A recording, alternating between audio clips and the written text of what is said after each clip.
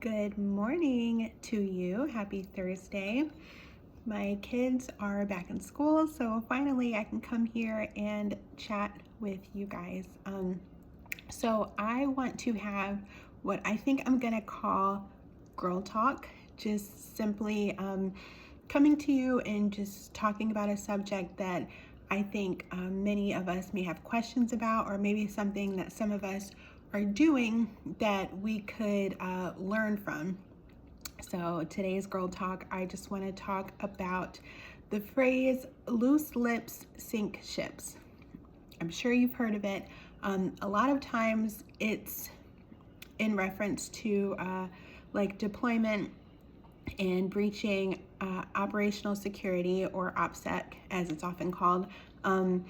So if your husband is deploying and he's going to be on a certain ship, or he's going to be going to a specific country on this date, obviously you wouldn't post that publicly. You wouldn't talk about it on social media. He wouldn't like go live like, yeah, we're on the ship and we're doing this and that. Like, that's a breach of OPSEC. It's potentially dangerous.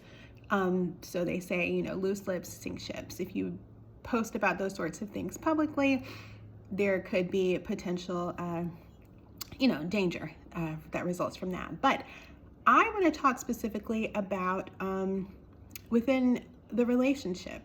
I want to talk about putting out or speaking publicly, or even ranting in a Facebook group about something personal that goes on in your relationship. Sorry, I'm very cold.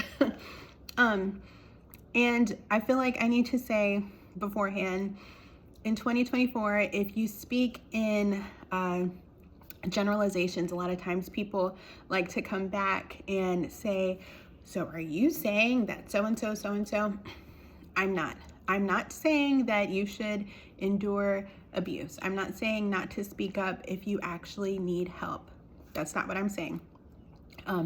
I want to talk about, though, blasting all of your business, especially within your marriage or your relationship, in a public forum, and why that's a bad idea. Because of social media, we kind of feel this freedom to put all of the personal out into a public place. And I understand the need to vent, but I don't feel that it's helpful. And I especially don't feel that we're getting the type of feedback back from those situations that are necessarily helpful to the relationship. For example, if you scroll through a lot of the spouses Facebook groups, or the just pages in general, a lot of times a spouse will go anonymous and will talk about something that happened in their relationship, or, hey, should I be upset if so-and-so happens? And I don't know if you've noticed, but the feedback that you're getting is usually, no, you deserve better. I would leave him. He's a narcissist. That's abuse. I wouldn't put up with that. Divorce him, blah, blah, blah. He kind of spoke to you harshly and you didn't like the way that he responded to you. I'm not ending my marriage over that. And I think that we're kind of in such a place where we want to support all women and be each other's cheerleader, which is great, that we're taking it to the extreme and no one's being helped. No one is getting the advice that they need necessarily. Instead, we're just cheering each other on, and it doesn't always make sense. Not only that, but if you aren't anonymous and you decided to post a disagreement that you and your spouse had, well, now the whole group thinks that you're married to a jerk, and that's not the type of thing that people forget. Like, they're going to see your name and they're going to think, oh, that's the girl whose husband told her she was lazy because the house wasn't clean. They're going to remember that. So maybe don't post that in the group. Now, if you're going through a relationship issue, I'm not saying that you shouldn't confide in someone who's trusted, someone who not only has your best interest at heart, but has the interest of your marriage at heart. If there's maybe someone older who has been married for a while and can give you sound advice that's actually going to benefit and grow you as well as your relationship, then yeah, absolutely take advice from that person.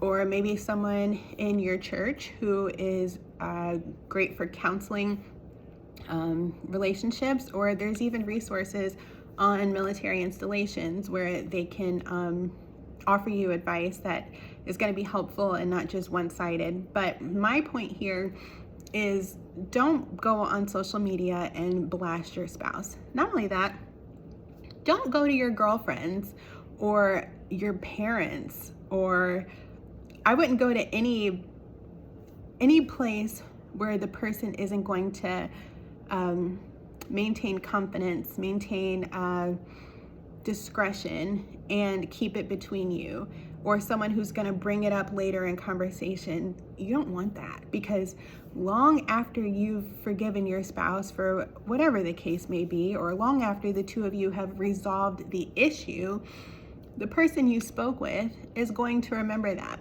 And maybe they don't forgive him, or maybe their first thought whenever they see him now is going to be like, oh yeah, I remember that time when you, I don't know, said something mean to my sister or to my daughter, or, you know, you guys got into a disagreement and I'm not siding with you. They're not going to forget that.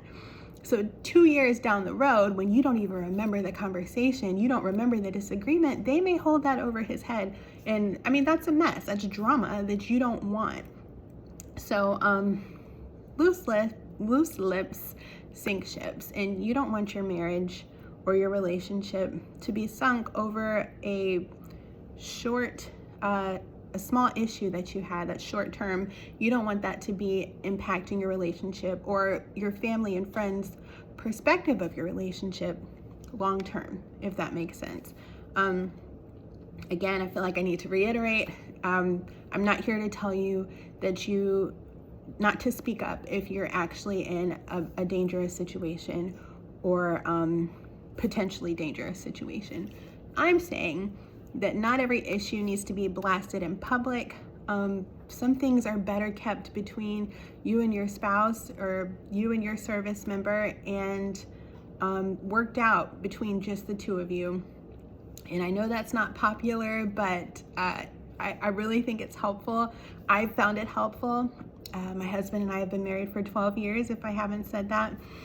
And it's just a lesson that I learned along the way. Some things need to be worked out between the two of you, and you don't need to go blasting him and calling him names and gossiping to everybody about what you guys' issues are. Work it out between each other. I hope that's helpful. If anybody wants to ask any questions regarding that topic, or there's something you want to say about your own experience, feel free to leave it in the comments. If you aren't ready to discuss that sort of thing in a group setting, I completely understand that. Again, I'm not here, I don't want you bashing, but if you want to talk about something that you've learned specifically on this topic, I'd love to hear about it. Or if you want to send me a DM and just ask about a specific situation that maybe you're dealing with, I have no problem talking about that with you. That's what I'm here for. I'm not a counselor. I'm not a teacher or a psychologist or a psychiatrist, obviously, but I do have experience in this particular topic, and I'm here to help. I'm here to advise you, or to even just listen. If you'd like to let some things off your chest, I'm not going to put your husband down. I'm not going to talk poorly about him or about the military. I'm here to lift you up and lift up military marriages and just make them what I believe they potentially can be if military spouses feel encouraged and well-equipped, and if they're happy in their marriage. So that's what I'm here for. Thank you so much for being here today. If you know anybody who could benefit from this sort of stuff, invite them to the group. If they're in a military relationship, I wanted to keep it to wives, but I can see where fiancés and girlfriends would benefit from this, so we can open it up to them. in a actual relationship, not I have a crush on this guy. Sometimes we go to the movies, like, you know, relationship type stuff, where you're in this for the long term, because that's the vision for this. I'm rambling. All right, so thanks for being here. Invite your friends, and let's chat in the comments. I will talk to you soon.